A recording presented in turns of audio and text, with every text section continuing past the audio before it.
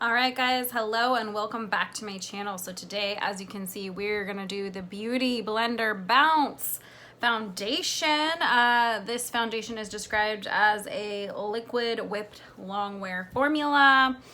The little component looks like this. I'm sure you guys have seen this on the internet. I was lucky enough to receive this complimentary from Beauty Blender, an influencer. So the color they sent me is 325. The claims on this foundation are, it is full coverage, it's a velvet finish, it has moisture boosting hyaluronic acid, anti-rich white birch extract.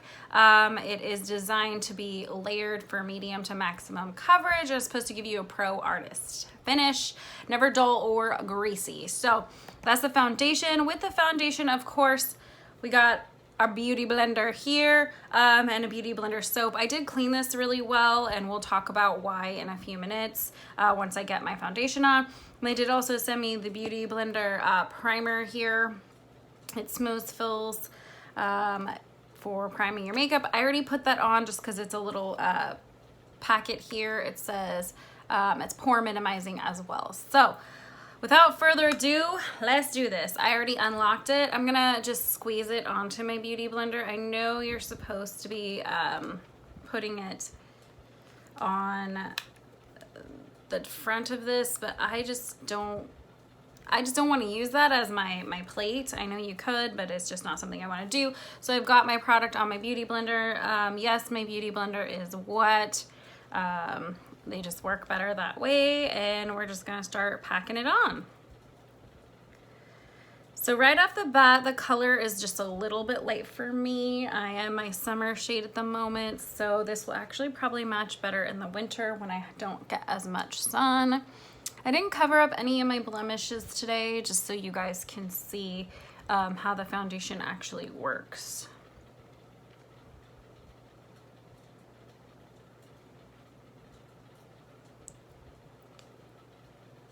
So right off the bat, I'm noticing there's quite a bit of texture in my forehead. My forehead is an area that gets a lot of texture. I don't know if you can see that, but which is the reason why I don't do a whole lot of liquid foundations every day, but I am trying to branch out. This is pump 2, just so you guys know, to get the coverage that I'd like. Just by doing one pump was very much just light coverage. I do like to always do a second pump and adding more coverage where I need it. So I have a weird question for you guys, and I want you to comment down below if you have ever had a Beauty Blender sponge that bleeds pink. That was my biggest issue with Beauty Blender from the get-go. I have used them with other foundations, but I find that they bleed pink. I've got very sensitive skin, acne prone skin, so anything that is going to bleed colored dye or whatever that it's bleeding, I'm not sure if it's dye, but it looks like dye, is kind of a problem for me. It will cause breakouts, so that is my biggest pet peeve with Beauty Blenders, is they bleed. I've rinsed and washed this one really well before I used it today, just to prevent any sort of breakout for me. I just want you guys to comment down below, have you ever had that? Does your Beauty Blender bleed pink? Does that eventually go away? Is it just because it's new? Is there something else I can be doing so it doesn't do that? Because for me, that's not cool. I'm gonna go in with a third pump. Anytime I use a Beauty Blender, I find that I have to use more product, which I don't know if I like that. I normally don't wear a full coverage foundation. I usually just wear a medium. But this, because there is water infused, it does seem to soak up a little bit more of the product.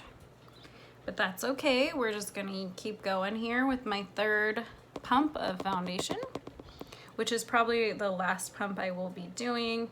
I do have some breakouts, so I do need a little additional coverage and more in places more than usual. So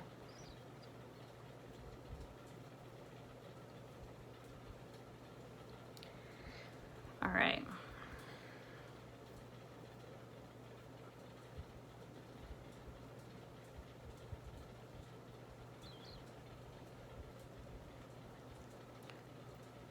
All right, so this is about where I'm comfortable with my foundation coverage.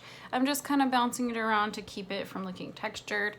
I don't know about you guys, but right now it looks real textured. I don't really know what the deal is with that. Like I said, my skin is not always super great when it comes to liquid foundations, which is why I don't wear them on a daily basis. All right, guys, so the rest of my makeup is on. I'm gonna get a little closer so you guys can see up close and personal what my skin looks like. It's been on roughly an hour. I'm already getting creasing around the mouth. Not great. The chin, I'm already losing pigment on the chin. I don't know, like, it's not an ugly foundation. It's not bad. I'm just not overly impressed by it, I guess. The color match is looking better now that it's sitting with some powder on it.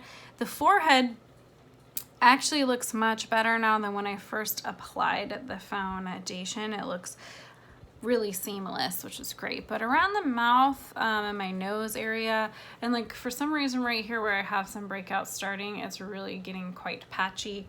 I don't know if you guys can actually see that on camera or not, but that is what I am seeing. So the foundation for me is just okay.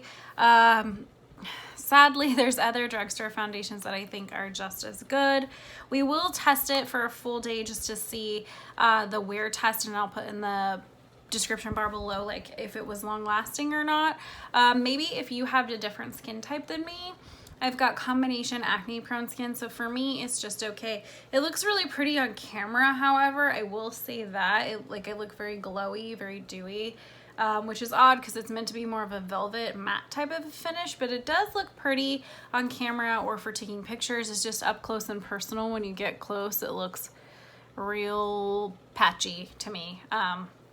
And that could be the primer. I'm gonna try this a couple more times without the primer and see. But so far for me, sadly, the Beauty Blender foundation is gonna be a pass, which is kind of a bummer. I had high hopes for it because I really like the component. I like that you can pump it out and use this as your little palette, or you can put it directly on the product, and I like that it locks, so it's really great for travel as well. But really underwhelmed by that particular foundation, so sorry about it, Beauty Blender. It's a pass for me. I love the opportunity to review and test all of your products. However, this one just didn't work out as well for me as I'd hoped. But I love the innovation. I love your guys' color range, and keep pushing on, Beauty Blender. Okay, so not to make this video negative, but my biggest issue with Beauty Blender in general, the actual Beauty Blender, is they bleed pink. I don't know if you guys have had this problem, but I've had this problem with several of the Beauty Blenders I've purchased. Pretty much every Beauty Blender I've ever purchased. They bleed pink, and it drives me insane. I did use the Beauty Blender, the little soap that they have now. That actually worked really well, and I liked it a lot. But from washing it into getting out the bleeding, it already cracked. Mind you, I think I've only used this twice. I don't know if that's just because I'm really squeezing it and getting all of that pink out. But that really bothers me about these. Do I like them for application? Yeah, they're great. They put everything on, they pack it on. I like that they're hydrating. I like that they have a point for under the eye. It actually blended out my concealer lovely. So I like them, but I don't because of the bleeding of the sponge. Why are they bleeding pink? It shouldn't be bleeding pink. I have acne prone skin, so for me that's a huge issue. Now the soap cleaned this really, really well, and I liked that a lot. I got a lot of that pink out of it. I got all of the foundation out of it. So the Beauty Blender soap is excellent. I'm actually gonna try using it with my makeup brushes and seeing how it cleans those.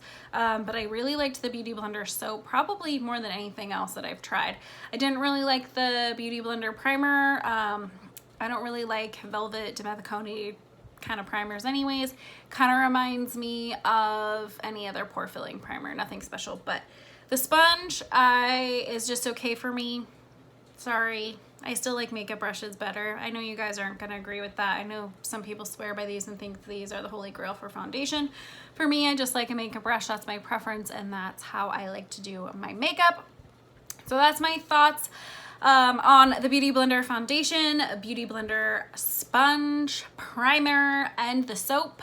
The soap steals the show, so if you guys haven't tried the Beauty Blender soap, I highly recommend that out of everything that I've tried from Beauty Blender. As always, guys, thank you so much for watching my video. I really do appreciate it.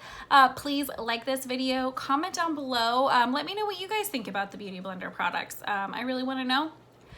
Hit that notification bell as well. I post a new video every Tuesday. In my description box will always be my Instagram where you can follow me for daily posts, and my website if you'd like to hire me as makeup artist, because you can. And I'll catch you guys on the next one.